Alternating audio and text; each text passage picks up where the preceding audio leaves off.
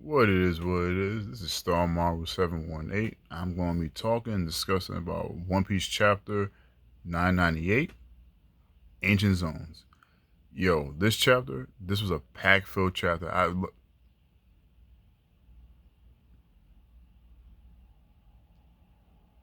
Bro, I'm going to talk about you. Can you give me a second? I apologize about that, man. Some people are so rude. Yo, go somewhere. Jesus, man. Anyway, some people. Yo, this chapter, Oda is definitely feeling us. He gave us the matchups, he gave us the theories, he answered questions, he made us come up with more questions.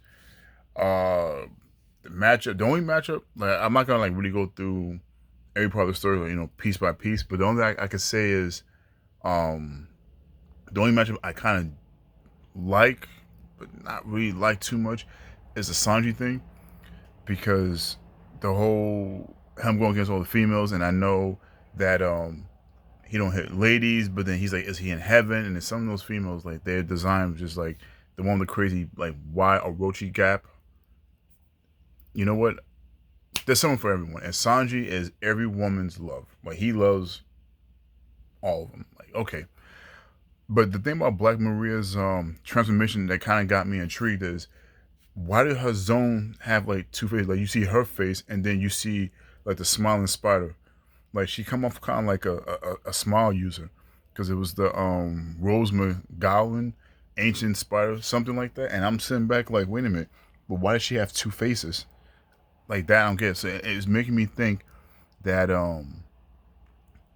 Black Maria is not like the beautiful, pretty woman that Oda is betraying her as. Maybe she's actually the lower spider head is her actual like real face and whatever, and she's maybe using silk to create the pretty face. Maybe she's like really a zone user or something. But all I know is Sanji definitely have his hands full with this one. But I still feel that Robin's gonna come in and save Sanji. But then it's hard to say that because Marco just offered what was it, Robin Brooke and Zoro to fly him to the roof, and that to me is gonna probably be a bigger story plot point because Robin could turn around being in front of Big Mom and Kaido. They'll realize who she is. Then they're gonna try to run for her because she's the only one who can read the poneglyphs. Brooke accounts to Big Mom. Zoro's gonna help Luffy with Kaido. So I don't know. Maybe this is gonna be Sanji's fight where he. You know what? Maybe that's why Oda made like all these ladies somewhat ugly. So this way, Sanji actually has a fighting chance. Because, like I said, the Orochi chick, she looked crazy. The chick with the long neck. The other chick, I don't know if she was like sweating or wet or something, or maybe she's like a drowned woman. Because I know like the ladies, they all based off like Japanese yokai and stuff like that. But like this man said like, was he in heaven? I'm like, I don't know about that, dude. Like these chicks don't look all that great. Um, but yeah, like that, like I said, just interesting. Um, Frankie and Sasaki fight, that's gonna be a hell of a fight. That's gonna be like, Frankie versus Senior Pink Part 2.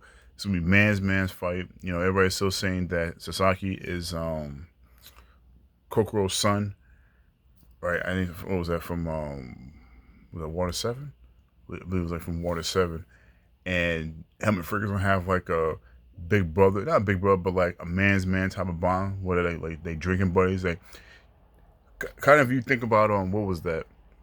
Full Metal Alchemist, where the Elric brothers' teacher husband was like mad cool with damn, what was this guy's name who had the family that's like all about the muscles. Yeah, I'm really drawing a blank, but yeah, I can see him like having like that type of camaraderie amongst like men type of thing. So I can see like them having a fight and whatnot, and then turning around and then being like friends, buddies type of situation. Now Jinbei and Who's Who, I know a lot of people in the community is thinking that Who's Who saw Jinbei and Impo down at the level 6.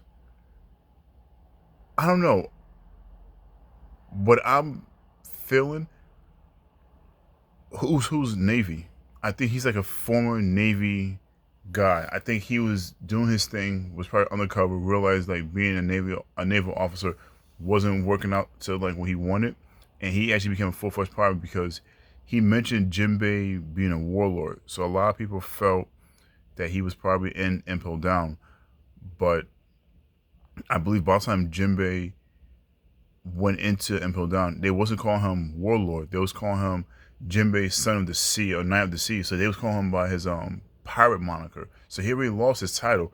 So I don't think when this guy said that he seen Jinbei, like warlord Jinbei, it was more or less of him seeing him actually in that role. So I could see if Jinbei was one of the warlords and he was pretty much in negotiation between the Navy and the Fisherman Empire. I think this guy's a naval officer. I think he's either a spy for the Navy, and I guess he's gonna fight Jimmy because he figured Jimmy's gonna recognize him and then blow his cover, or he just a turncoat and he just became a straight pirate. And this is how after all the years or whatever amount of time that passed from when they about to do their little flashback, he ended up being a part of Kaido's crew.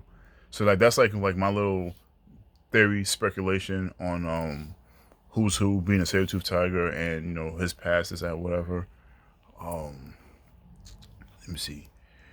What else? Zoro was funny. Zoro cracking jokes to Drake talking about bro, not now. Go, go. Zoro cracking jokes to Drake talking about now you decided to pick the winning side. So I see how like Oda is it's like making this more and more of Zoro's arc. Not so much about the whole samurai thing, but I think like between like the way I feel like this with like Whole Cake, yes, it was about Sanji, and a lot of people focus on finding out about him being Germa, his family, this everywhere, but it was more emotional when you see Sanji's emotional growth.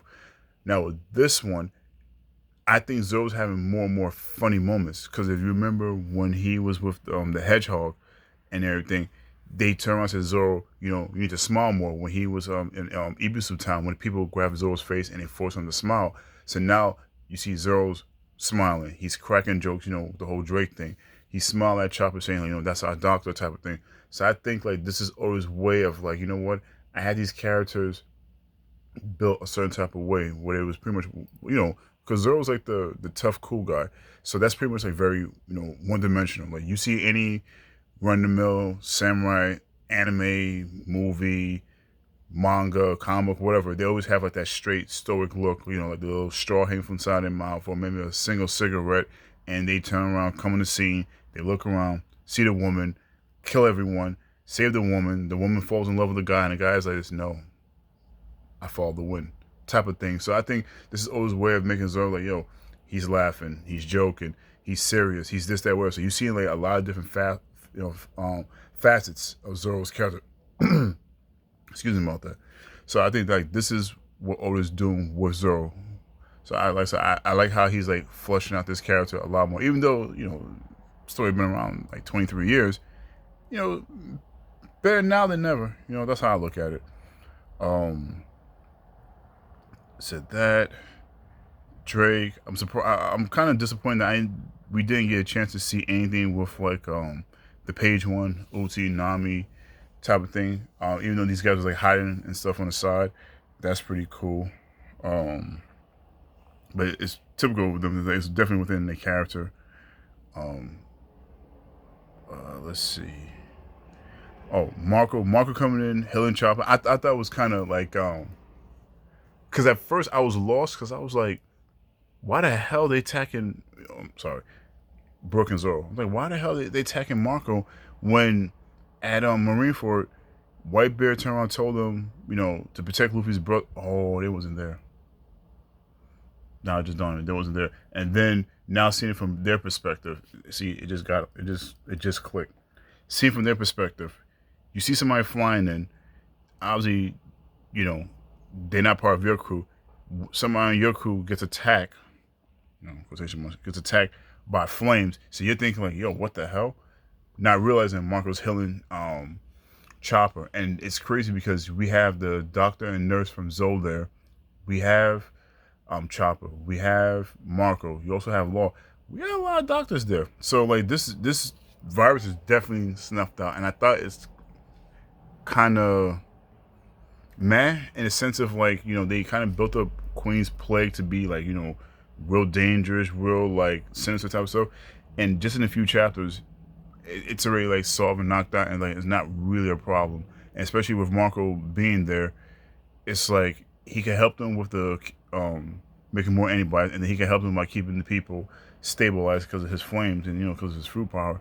So I'm like, okay, that's it is what it is. Let me see what else.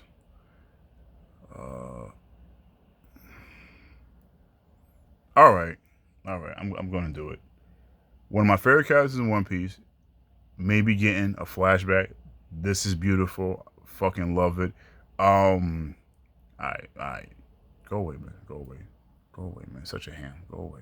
Go away. All right. Yo, Ace came to Onigashima, right? We've seen the flashback in anime with the whole in the manga when he was promising the thing we said to Tom about changing Wano and all that, right? But then to have your model say that her friend destroyed a dragon statue, which is even pushing even more that Yamato and Kaido is just straight dragons, it's not devil fruits. One, did Ace attack Kaido? Two, how the hell did he escape? Three, was this before or after Whitebeard, before or after Blackbeard? Like, and then now thinking about it, it's like my man's name is Ace, and we know Kaido's crew is based off like car suits and things like that. King, Queen, Ace, Jack. Was he part of Kaido's crew? And then I guess he realized Kaido wasn't the pirate for him, and then he ended up running to Whitebeard, and I guess try attacking Whitebeard. But since Whitebeard didn't really fight back and treat him more like a son, is that the reason why Ace landed on Whitebeard's ship? Because Ace Pirates, he was his own captain. He was called the Spade Pirates. So that fits perfect within Kaido's group. So was Ace originally a part of Kaido's group, and then he turned around and went to Whitebeard's group? So he was part of two Yonko crews? So I'm sitting back like, wait a minute. We're about to have like a real serious Kaido Ace Yamato flashback. So I'm thinking chapter 1000, how everybody's saying it's going to be back to Reverie, which Reverie's over. So the only, when I'm, and like in my heart of hearts, what I think is going to happen, I think it's going to be now seeing with this edition of 998, I think it's going to be a flashback with Ace with little, showing his and Yamato's relationship. They wasn't anything but just friends, because Yamato was on the whole Odin thing, and Ace is gonna probably think Yamato's crazy or weird as hell, but have respect for her. I think Oda may also reveal Green Bull was going on currently with the Navy, so I think the Navy is going to start making preparations of going to Wano. That's one thing I think is going to happen. But like, if I was a betting man, I'm betting it's definitely a flashback. Definitely Ace Kaido flashback. Green Bull's getting revealed. Navy's definitely playing something. You're gonna see the Navy moving. We may even see what happened with Sabo afterwards with Mary Joa. Like it's just like the way Oda's doing things. He's the manager's a genius, and I know like that's just like too easy of words to say, but it's just he does these things where like this chapter, it was just ancient zones. It was just a straightforward chapter, just revealing people's transformations, their fruits, this, that, whatever, and then at the end, that little snippet of Ace, and then the dragon statue. It gives the whole community, everybody thinking like, yo, what's going on? So like I'm thinking with chapter 1000, it's gonna be a heavy information dump chapter. Like we're getting history, relationships, we're getting explanations of people's abilities and things like that. So I really do think that that's going to be the whole gist of 1000. But like, yeah, this was a good chapter. I spent 15 minutes talking about it. I thought it was gonna be a whole lot shorter, but yeah, man. Guys, let me know what you think. Like, subscribe, comment down below. I apologize, man. This man is just such a ham. Yeah. Like, subscribe, comment down below. Start Marvel 718. I'm out, yo.